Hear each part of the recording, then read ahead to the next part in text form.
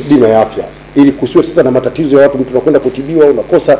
Sasa serikali imeshaanza maandalizi ya eneo hilo, na mwaka huu katika bajeti imetenga shilingi bilioni 149.7, na hizi zitaanza sasa mwezi Septemba. Mswada wa sheria unapelekwa bungeni kwa ajili ya kuanza sasa kutekeleza bima hii, na tutaanza sasa na makundi yale ambayo hayana uwezo wa kugharimia bima.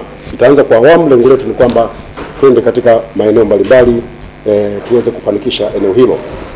Lakini pia kumekuwa na dhamira ya serikali ya kuhakikisha tunaimarisha matibabu ya kibingwa. Nchi yetu tunataka tufike mahali tuanze kitu kinaitwa utalii wa matibabu, medicine tourism. Sasa ili ufikie hapo lazima uwe na huduma bora sana za matibabu. Kwanza ni huduma za kibingwa, kwa sababu matibabu ya kawaida yanapatikana maeneo mbalimbali. Tunataka watu watoke kwenye nchi mbalimbali huko waje Tanzania kwa ajili ya kuja kupata huduma hizi za matibabu. Sasa kwenye juhudi za kutekeleza jambo hili, kazi kubwa imefanyika, na ningependa ndugu zangu waandishi wa habari niwape taarifa baadhi ya maeneo ambako tayari tumeanza kuchukua hatua madhubuti. Kwanza tumekamilisha usimikaji wa mitambo ya kuzalisha hewa tiba oxygen. Tumeweka mitambo 7 katika mikoa 7 ya hospitali za mikoa za nchi yetu, na mitambo hii serikali imetumia kama bilioni 8.7 kuhakikisha tunaweka mitambo hii ya kuzalisha hewa tiba, yani oxygen, kwa ajili ya wale wagonjwa wanaofikia hatua ya kushindwa kupumua, wanawekewa oxygen. Tumefunga Geita, Manyara, Dodoma, Dar es Salaam, Amana pale, Mtwara, Ruvuma na Mbeya. Kwa hiyo kazi hiyo imefanyika vizuri, na matarajio yetu ni kwamba tutaendelea kupanua ujenzi wa mitambo hii kwenye hospitali nyingine. Na mnafahamu hata kwenye kipindi hiki cha ugonjwa wa corona uviko 19, hewa tiba hii inahitajika sana kwa wagonjwa wetu. Lakini vile vile serikali imekamilisha kufunga mashine kwa ajili ya kupasua ubongo bila kufungua. Kuna kazi kubwa imefanyika pale Moi hapa jijini Dar es Salaam. Kuna mitambo inaitwa angio suite, yani hii unafanya upasuaji wa moyo, na naomba waandishi wa habari mwe mnakwenda pale Moi, mnapata utaratibu pale, mnaangalia kazi kubwa iliyofanyika na serikali. Zimewekeza shilingi bilioni 7.9 pale kwa ajili ya kuwekeza kwenye mtambo huu. Huu ni mtambo wa kisasa na haupatikani kwenye nchi nyingi, lakini sisi Tanzania tayari tuna uwezo wa kufanya upasuaji wa ubongo bila kufungua kichwa, na hiyo inapatikana hapo Moi. Lakini pia tumeweka mtambo wa pili wa cath lab na Cato 3 ambao na thamani ya bilioni 4.6 pale taasisi ya moyo ya Jakaya Kikwete kwa ajili ya kufanya uchunguzi na kutibu magonjwa ya moyo kwa ubora wa hali ya juu, na mliona Mheshimiwa Rais alikwenda pale kwa ajili ya kuzindua. Hizi zote ni juhudi za kuimarisha matibabu ya kibingwa. Lakini hapo taasisi ya kansa ya Ocean Road kuna kazi pia inaendelea, ambapo tunataka kusimika mtambo wa PET scan. Yaani huu mtambo utakuwa ni wa kisasa wa kufanya matibabu ya kansa, na pale serikali inataka kuwekeza kama bilioni 14. Ni mtambo mkubwa. Bado nataka kusema, ndugu zangu waandishi wa habari, mnapopata nafasi naomba muende kwenye maeneo haya, muangalie jinsi serikali inapokwenda na hii safari ya kuhakikisha tunajiimarisha na kuwa na utalii wa kimatibabu. Watu watoke nchi mbalimbali na tayari wanakuja. Hivi tunavyozungumza tunapata wagonjwa kutoka nchi za Afrika nyingi tu, na wengine hata wanatoka nje, wanakuja hapa wanafanyia upasuaji pale taasisi ya moyo ya Jakaya Kikwete, wanakwenda pale Moi. Na sasa tunataka kupaimarisha hii hospitali yetu ya kansa ili matibabu haya ya kibingwa yaweze kupatikana. Lakini pia tumenunua mashine hizi sasa za x-ray, digital x-ray, ambazo ni za kawaida zinakwenda kwenye hospitali mbalimbali. Serikali imenunua hizi mashine 18 kwa bilioni 5.3, na mashine hizi zimepelekwa kwenye hospitali zetu za halmashauri. Kuna hospitali za halmashauri 14 zimeshafungiwa na zingine 4 zitafungiwa kwa sababu majengo yao yako kwenye ukarabati na mengine bado yanakamilishwa ujenzi. Lakini lengo ni kwamba hospitali zetu hizo zote zipate hizo digital x-ray kwa ajili ya kufanya uchunguzi wa kimatibabu. Pale hospitali ya mkoa wa Mwanza Sekoture, serikali imenunua CT scan, ultrasound na vifaa vya mama na mtoto kwa ajili ya matibabu, vifaa vya upasuaji, vifaa vya utakasaji, na nyingine hii sasa Kiswahili chake inaitwa incinerator. Hivi ni vifaa vya kimatibabu vimepelekwa pale Sekoture, na pale serikali imepeleka vifaa hivi kwa gharama ya shilingi bilioni 2.2. Tunasimika pia mtambo wa MRI, na huu nao ni mtambo wa uchunguzi kwenye hospitali yetu ya rufaa ya kanda ya Ziwa pale Bugando, umenunuliwa na serikali kwa bilioni 2.4. Lakini pia tunasimika CT scan kwenye hospitali ya rufaa ya mkoa Mwananyamala hapa Dar es Salaam ambayo ina thamani ya bilioni 1.444, na pia kuna vifaa vingine vyenye thamani ya bilioni 6 vinapelekwa kwenye hospitali zetu mbalimbali za mikoa hapa Tanzania. Kuna fluoroscope, kuna digital x-ray, ultrasound na hivyo vifaa vya mama na mtoto, incinerators na hivyo vya utakasaji, vyote vinafungwa huko kwa ajili ya kuhakikisha hospitali zetu zinakuwa na matibabu imara. Kwa hivyo kwenye miundombinu serikali hii imetoa kama bilioni 150 kukamilisha majengo ya hospitali za mikoa. Nafahamu kuna kwenye mikoa mbalimbali kuna hospitali zinajengwa. Kwa fedha hizi zimetolewa, zimekwenda kwenye hospitali za mikoa yetu. Tuna hospitali ya mkoa wa Njombe, Geita, Songwe ambayo imekamilika karibu kwa 90%, mengine na malizia. Bila shaka majengo mengine yatakuwa yameshakamilika kabisa. Lakini tuna hospitali ya mkoa wa Mwanza, kuna majengo yanajengwa pale iko 80%, na tunazo hospitali za kikanda ambazo zinajengwa. Tunayo Mtwara kule, Mheshimiwa Makamu wa Rais Dr. Philip Isdori Mpango amekwenda huko juzi, ameweka jiwe la msingi. Hospitali ile ya kanda ya kusini imefika 97% ya ujenzi wake. Lakini tuna hospitali ya Burigi Chato na yenyewe karibu 100% imekamilika, na tuna hospitali ya kanda ya kusini inaitwa Meta kule Mbeya na yenyewe imefika 90%. Lakini pia serikali imeajiri watumishi. Nafahamu tumekuwa na changamoto pia ya watumishi wa afya. Kuna watumishi wa afya wameajiriwa kama 4127 hivi. Hii yote ni katika kuhakikisha tunaimarisha huduma hizi za matibabu. Ndugu zangu waandishi wa habari, ningependa pia kuwapa taarifa ya maendeleo ya miradi yetu ya kimkakati. Najua hii ni kiu ya watu wengi. Miradi yetu hii kwanza niwaeleze kwamba inaendelea vizuri, utekelezaji unaendelea vizuri na yote itakamilika. Mheshimiwa Samia Suluhu Hassan ameshasema kwamba miradi hii yote lazima ikamilike, na kauli mbiu yake ya kazi iendelee, anasema tutaendeleza yale yote tuliyoyarithi kutoka kwenye awamu zilizopita, tutaanzisha mengine mapya. Kwa hiyo hii miradi ambayo ilikuwepo yote itatekelezwa, na mimi niwaambie maendeleo kwa baadhi ya miradi. Tuna mradi wa ujenzi wa reli ya kati kwa kiwango cha kisasa SGR ama standard gauge railway, kipande cha kuanzia Dar es Salaam mpaka Morogoro kilomita 300, tumeshafika 92%. Mkandarasi ameshalipwa zaidi ya trilioni 2.18. Kazi inaendelea, na pia TANESCO kwenye eneo hili la kutoka Dar es Salaam mpaka Morogoro wameshajenga njia ya umeme, imekamilika kwa 100%, kilomita 160 kwa gharama ya shilingi bilioni 73. Kwa hiyo katika kipande hiki tunatarajia treni ya abiria ya majaribio mwezi Novemba. Mimi mwenzenu nimeshaanza kupanda kutoka Ngerengere mpaka Pugu pale. Sasa hivi ukipanda treni ya wakandarasi unateleza safi kabisa.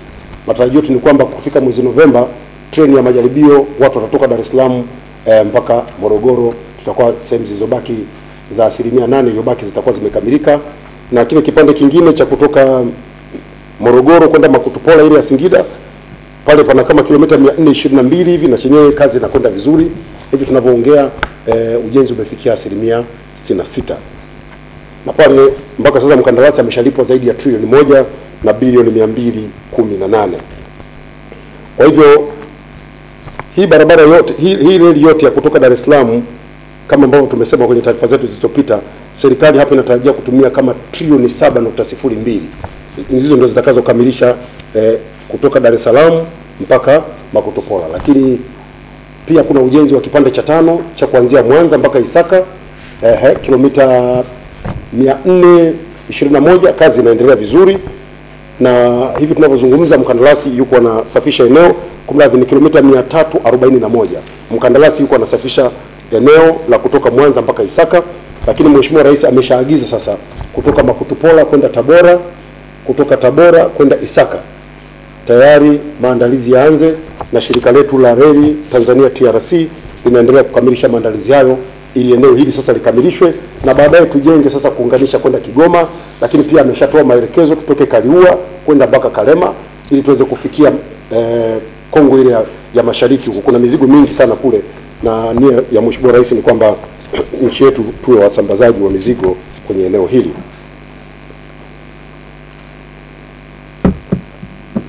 Na jambo muhimu kwenye eneo hili ndugu zangu ni kwamba serikali yetu haimkopi mkandarasi. Wakandarasi wanaofanya hizi kazi wanalipwa kwa muda na kazi zinaendelea kama kawaida. Kwa bwawa la umeme la Julius Nyerere ambako tunatarajia megawati 2115, kazi imefikia 86%. Mkandarasi yuko site, kazi zinaendelea. Na ndugu zangu waandishi wa habari, nataka niwaahidi, tuombe Mungu tukijaliwa, nataka siku moja tufanye safari mimi na nyinyi. Hiyo press conference moja nataka tukafanyie kule kwenye miradi kule. Nataka muone wenyewe kazi inayofanyika kwenye SGR, kwenye ujenzi wa njia ya reli, lakini mwende mkaone pia na kazi kubwa inayofanyika kule kwenye bwawa la Nyerere, ili muwe na kitu kizuri cha kueleza wa Tanzania juu ya hizi kazi kubwa ambazo zinaendelea kwenye nchi yetu. Kwa hiyo hili bwawa linaendelea vizuri. Tuko 56% kama nilivyosema. Mkandarasi ule mradi utagharimu kama trilioni 6.5 na mkandarasi ameshalipwa kama trilioni 2.5 mpaka sasa. Na kila wakandarasi wanapotoa zile hati zao za madai, serikali inawalipa ili kazi zisikwame mahali popote. Lakini pamoja na hayo, mnafahamu kwa mfano mradi huu wa bwawa la Nyerere utaambatana na shughuli nyingine nyingi tu za uvuvi, za kilimo, za utalii. Kwa hivyo kuna maandalizi, kuna kamati ya kitaifa ambayo inafanya haya maandalizi. Labda niwaambie tu waandishi wa habari, kwenye hili bwawa pamoja na kupata umeme, kuna eneo ambalo limetengwa ambalo litakuwa na hekta kama 1.5 hivi. Hizi zinafaa kwa kilimo cha umwagiliaji. Lakini lile bwawa lenyewe litakuwa kubwa, litakuwa na urefu kama wa kilomita 100 hivi. Yaani wataalamu wanasema tunakwenda kuzalisha ziwa jingine la Tanzania pale. Kwa hivyo pale kutakuwa kuna shughuli za uvuvi, kutakuwa na utalii na biashara mbalimbali zitashamili. Kwa hiyo kuna kamati ya kitaifa ambayo imeundwa ambayo inaratibu haya mambo yote sasa, ili tutakapokuwa tumeanza basi mambo yote yaweze kwenda vizuri, kwa sababu tunatarajia ni sehemu ambayo itatoa fursa nyingi. Mradi mwingine wa kimkakati, ununuzi wa ndege, wote mmeshuhudia juzi tumepokea ndege ya 9 kati ya zile 11 na ndege zingine 2 aina ya Airbus A220-300 tunatarajia zitafika wakati wowote mwaka huu. Kabla ya kuisha mwaka huu hizo ndege zitafika. Kwa hivyo tuna lengo hapa ni kuendelea kuimarisha usafiri wa anga. Nchi yetu iwarahisishie wasafiri, wafanyabiashara, watalii kufanya biashara zao. Na unapozungumza faida hii ya ndege, ningependa sana waandishi wa habari hata tunapoandika kwenye uchambuzi wetu tuambie vizuri wananchi. Faida ya ndege huipati kwenye tiketi unayoikata. Faida ya ndege unapata kwenye matokeo ya usafirishaji wa abiria na mizigo. Hii leo kwenye nchi yetu hii, zamani ilikuwa mtu ukisikia kuna safari ya kwenda Mwanza unafikiria una saa 18 za kusafiri kwenye basi. Tena huko tulikotoka, hata kabla ya ujenzi mkubwa wa barabara uliofanyika, mikoa ya kanda ya ziwa wakati mwingine ile lazima mpaka mtu upite nchi jirani ndio unakwenda kwenye mkoa wako wa ndani ya nchi yako. Lakini sasa hivi hili hakuna mtu anazungumza. Ni kwa sababu ndege zetu zipo. Ukitaka kwenda Mwanza sasa hivi ni saa 1.5 huko Mwanza. Popote pale unapotaka kwenda Tanzania, Air Tanzania ipo inatupeleka huko kwa usafiri wa haraka kabisa. Sasa haya ndio mambo ambayo tunazungumza. Inafanya hivyo, inakurahisishia wewe unayekwenda kuona jamaa zako, unayekwenda nyumbani, lakini inafanya hivyo inamrahisishia mfanyabiashara, mtalii yote anayekuja kwenye nchi yetu lazima angalie. Siku zangu za kufanya utalii Tanzania ni 5. Lakini Tanzania hakuna ndege, hakuna treni, usafiri mgumu. Siku 5 hizi nitaishia kituo kimoja. Lakini akiona kuna ndege, kuna treni, kuna barabara nzuri, tutaendelea kupata watalii wengi kwenye nchi yetu, na hapo tutapata faida sasa ya mapato yanayotokana na utalii. Na mkumbuke kwamba tumeweka malengo sisi kama serikali, kama nchi, kwamba ifikapo mwaka 2025 idadi yetu ya watalii ambayo sasa hivi ni chini ya milioni 2, tufike angalau watalii milioni 5. Sasa huwezi kufika watalii milioni 5 kama huna usafiri wa uhakika, na hasa usafiri huu wa ndege ambao ni haraka na unawezesha watalii wetu kwenda haraka. Lakini jingine kwenye eneo hilo ni kwamba sasa hivi shirika letu la ndege linaendelea kupanua mtandao wake. Tunavyo vituo 15 ambavyo ndege zetu zinatua za Air Tanzania katika kuimarisha usafiri huu wa anga, lakini pia tunatarajia pia kuanzisha vituo vingine vipya huko nje kwenye nchi za kikanda za kwetu. Hapa tuna vituo vingine 7, lakini hivi karibuni tunataka kurudisha safari zetu za Lubumbashi, Johannesburg na Msumbiji. Lengo letu ni kwamba watalii wanaokuja Tanzania wawe na uhakika wa kwenda pia maeneo mengine. Sasa hapa ndio maana serikali inanunua ndege na kulipatia shirika letu hili ili liweze kuwa na usafiri wa kutosha. Lakini pia niwape taarifa tu kwamba pamoja na kwamba tutapata hizo ndege 11 mpaka mwisho wa mwaka huu, upo mpango wa serikali. Na hivi tunavyozungumza mikataba imesha sainiwa na shirika letu la ATCL. Tunataka kununua ndege nyingine 5 ndege moja itakuwa ni ya masafa marefu kama zile Dreamliner na zile Boeing 787-8 zile makubwa kama yale. Tunanunua zile moja ya abiria na tunanunua moja ya mizigo, kwa sababu nchi yetu sasa hivi inafanya vizuri sana kwenye matunda na mboga mboga, na tunataka tuanze kuwa tunafikia na minofu. Tunataka tuanze kuwa tunafikia sasa masoko, tunapeleka bidhaa za Watanzania huko, wanapata fedha. Kwa hiyo itanunuliwa pia ndege kubwa ya mizigo ambayo itakuwa inafanya kazi hiyo. Lakini tunataka kununua pia ndege za masafa ya kati, hizi za level ya Airbus za abiria kati ya 160 na 170. Tunanunua zingine 2, na tutanunua ndege za masafa mafupi hizi ambazo ni maarufu hapa, Bombardier. Na nataka niwaambie sasa hivi hii Bombardier sasa inaitwa de Havilland Canada -8. Ndio jina jipya hilo, sio Bombardier tena. Kwa hiyo hizo Bombardier hiyo tunanunua nyingine moja, hizo abiria 76, ili tuweze kukamilisha hiyo idadi ya ndege hizo 5.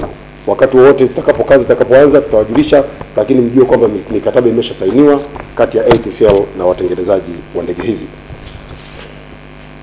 Kuhusu ujenzi na uendelezaji wa jiji la Dodoma, kazi inaendelea. Maandalizi ya ujenzi wa uwanja wa kimataifa wa ndege wa Msalato yanaendelea. Unafahamu kuna zaidi ya bilioni 660 zimetengwa kwa ajili hiyo. Kuna kilomita 112 za barabara za mzunguko ndani ya jiji la Dodoma, ring roads zile pia kazi inaendelea. Kuna kama bilioni 500 hivi ziko tayari kwa ajili ya kazi hiyo, lakini pia kuna kazi kubwa ya kuhakikisha Dodoma inapata maji yale ya kutoka bwawa la Farkwa. Na hivi tunavyozungumza ni kwamba Benki ya Maendeleo ya Afrika imeridhia kuifadhili Tanzania kwa mkopo wa masharti nafuu kiasi kama cha bilioni 910 hivi kwa ajili ya kuhakikisha maji ya Farkwa yanapelekwa jijini Dodoma. Na maji haya mradi huu utahusisha kujenga bwawa, lakini pia tutalaza bomba ambalo litapita kwenye wilaya za Chemba, tutapitisha Dodoma mjini, Chamwino na Bahi, ili haya maeneo yote yapate maji ya uhakika. Kuhusu ujenzi wa miundombinu, barabara na madaraja, kazi pia inaendelea. Maeneo mbalimbali ya nchi yetu kuna miradi mikubwa ya ujenzi inaendelea, na ningependa niwape taarifa ya maendeleo ya baadhi ya miradi. Kuna upanuzi wa barabara ya Kimara Kibaha, wote mnafahamu. Sasa hivi ujenzi umefikia 19.2, umefikia 90%, umefikia 90% mpaka sasa. Hii barabara ina urefu wa kilomita 19.2. Lakini tuna ujenzi wa barabara ya mabasi yaendayo haraka BRT awamu ya pili, tuna kama kilomita 20 hivi, tuko zaidi ya 22%. Kazi inaendelea na wametakiwa waongeze kasi kidogo kwa sababu tunataka kutekeleza awamu ya 3 na ya 4. Lengo letu ni kwamba usafiri huu wa mwendo kasi ndani ya jiji la Dar es Salaam, basi kwenye hizi njia kuu zote uweze kupita ili wananchi waweze kusafiri vizuri bila vikwazo. Lakini tuna ujenzi wa barabara ya Tabora Koga Mpanda kilomita 356, ni mradi mkubwa sana huu. Hivi ninavyozungumza umefikia 75%. Tuna ujenzi wa barabara ya Mbinga Mbamba Bay kilomita 66, hii imekamilika. Sasa hivi mtu ukienda Songea unakwenda Mbinga, unakwenda mpaka Mbamba Bay ziwani kule ndio kuna bandari ya Mbamba Bay ambayo sasa pale kuna meli zimenunuliwa na serikali, meli 3 kwenye ziwa Nyasa. Sasa kuna uhakika wa usafiri sasa wa kutoka Mbamba Bay kwenda Nkata Bay kule Malawi. Kwa hiyo ile barabara sasa imekamilika kwa 100%. Kuna ujenzi wa barabara ya Kabingo Kasulu Manyovu kilomita 260.6, kazi ndio kwanza imeanza, iko 7% inaendelea. Kuna ujenzi wa barabara ya Lusitu Mawengi kilomita 50, umefikia 69%. Kuna ujenzi wa barabara ya Njombe Moronga Makete kule nyumbani kwangu kule Njombe kilomita 107.4, kazi imefikia 77%. Kuna ujenzi wa barabara ya Sumbawanga Matai Kasanga kilomita 112, na ujenzi huu umekamilika tayari, wananchi wanatumia barabara hii. Madaraja makubwa, tuna daraja la Tanzanite linalounganisha Coco Beach na Aga Khan hapa Dar es Salaam, ile Salenda mlikuwa mnaita, inaitwa Tanzanite Bridge. Kazi imefikia iko zaidi ya 90%.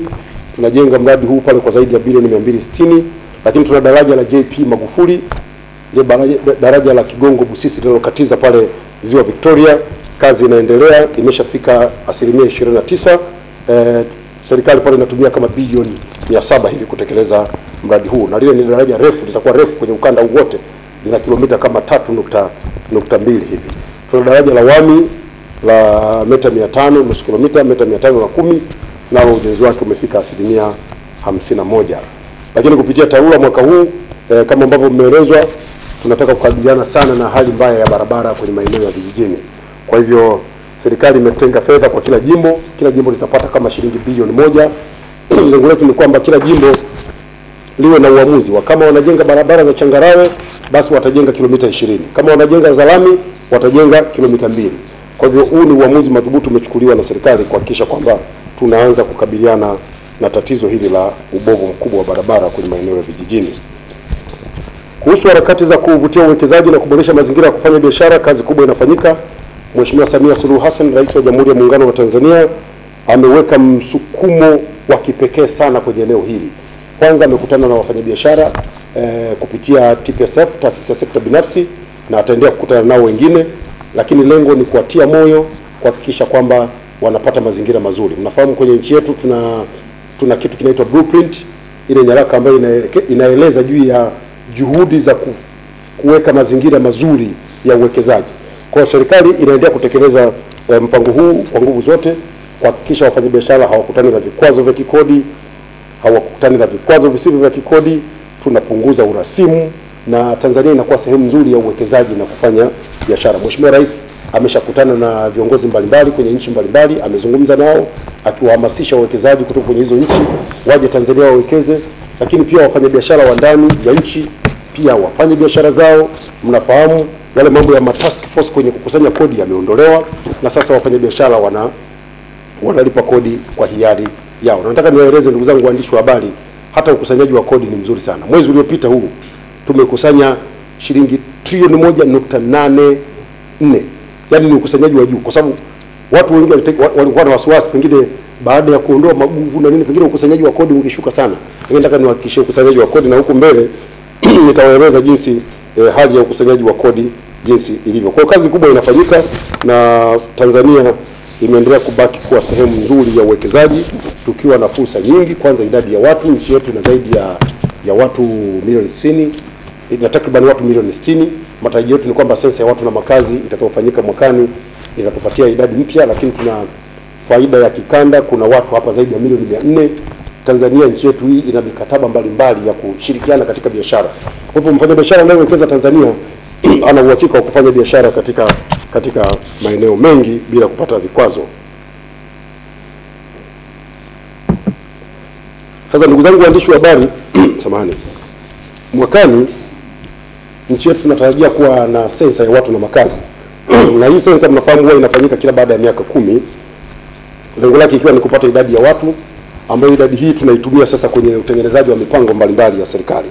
Sasa maandalizi ya sensa ya watu na makazi ya mwaka 2022 yanaendelea. Majaribio tunatarajia kuyafanya mwezi huu wa 8, yatafanyika, mtajulishwa baadaye. Lakini tumeandaa mkakati wa mawasiliano kwa ajili ya kutoa elimu. Niwe radhi, naona kikohozi kidogo, lakini niko sawa sawa. Kwa tumeandaa mkakati huu wa mawasiliano kwa ajili ya kuhamasisha wananchi waweze kushiriki kwenye eneo hili. Ombi langu kwenu waandishi wa habari ni kwamba tushirikiane kuhakikisha tunatoa taarifa sahihi kwa wananchi, tuwahamasishe wajitokeze kwa ajili ya kuhesabiwa kwenye sensa hii ya watu na makazi itakayofanyika, ili nchi yetu iweze kupata takwimu ambazo zitasaidia katika upangaji wa masuala mbalimbali ya kimaendeleo. Na ndugu zangu, idara yangu ya habari maelezo, tutaratibu kwa upande huu wa vyombo vya habari. Naomba tutakapokuja kwenu basi tushirikiane kuhakikisha tunatengeneza kama ni vipindi, na wananchi tunawapa taarifa zote zinazohusiana na sensa ya watu na makazi. Tutakuwa tukishirikiana na ofisi yetu ya takwimu NBS na ofisi ya mtakwimu mkuu wa Serikali ya Mapinduzi Zanzibar OCGS, ambao wapo tayari muda wote kushirikiana na sisi. Kuhusu hali ya ukusanyaji wa mapato sasa, ambayo nilikuwa nimewaeleza, kama nilivyosema, Mheshimiwa Rais alishasema hiyo kwamba hataki ule ukusanyaji wa vurugu. Kodi zikusanywe kwa weledi, na Watanzania waitikie kukusanya kodi. Serikali inataka watu wote watii ulipaji wa kodi, kwa sababu kodi ni maendeleo. Na nataka niwaeleze kwamba pamoja na kutolewa kwa maagizo haya na kuanza kutekelezwa, hali imekuwa nzuri sana. Ukusanyaji wa mapato katika robo ya mwisho ya mwaka 2020-2021, yani April mpaka Juni 2021, hali ya ukusanyaji wa mapato kwa wastani ilikuwa ni, kwa kipindi chochote cha miezi 4 tumekusanya kama trilioni 4.41, ambayo ni wastani wa kama trilioni 1.51 hivi kwa mwezi. Kwa hiyo ukusanyaji wetu ni mzuri, lakini kama nilivyosema, kwenye mwezi huu uliopita ndio tumekusanya kiwango kikubwa zaidi. imekusanya trilioni 1.84 mpaka 5 hivi. Serikali inawashukuru Watanzania wote kwa kuitikia wito huu wa kulipa kodi, na tunawasihi waendelee kufanya hivyo, kwa sababu kodi hizi ndizo ambazo zinatusaidia kununua bidhaa mbalimbali, kuleta mahitaji kwa ajili ya Watanzania, kufanya miradi ya maendeleo, hayo mabarabara, madaraja, majengo ya shule, hospitali, tunavipata kwa kulipa kodi. Na tungependa sana kwenye eneo hili Watanzania tuelewane kwamba unapolipa kodi si adhabu. Kodi ni uzalendo kwa nchi yako. Kwa hivyo Watanzania tuanze kujenga utamaduni wa kutembea kifua mbele unapokuwa umelipa kodi yako inavyopaswa. Lakini pamoja na ukusanyaji wa kodi, kuna ukusanyaji wa mapato katika halmashauri, ambayo mapato pia yanakwenda kutumika kwenye shughuli za maendeleo.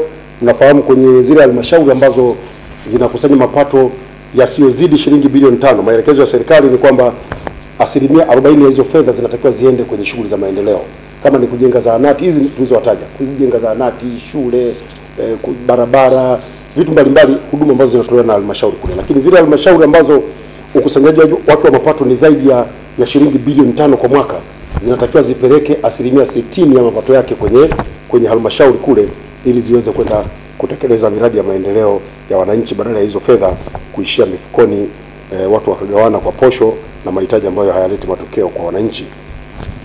Kwa hivyo katika mwaka 2020 na 2021 katika kutekeleza hilo, hali ya ukusanyaji wa mapato ilikuwa nzuri. Na kila sasa niwaambie sana utekelezaji wake. Ukusanyaji wa mapato ulikuwa 93%. Halmashauri zetu zimeweza kukusanya shilingi bilioni 757, ambayo ni 93% kama nilivyosema ya malengo. Tuliweka malengo ya bilioni 815, na fedha hizi zimeongezeka kwa kiasi cha shilingi bilioni 40 ikilinganishwa na mwaka uliopita.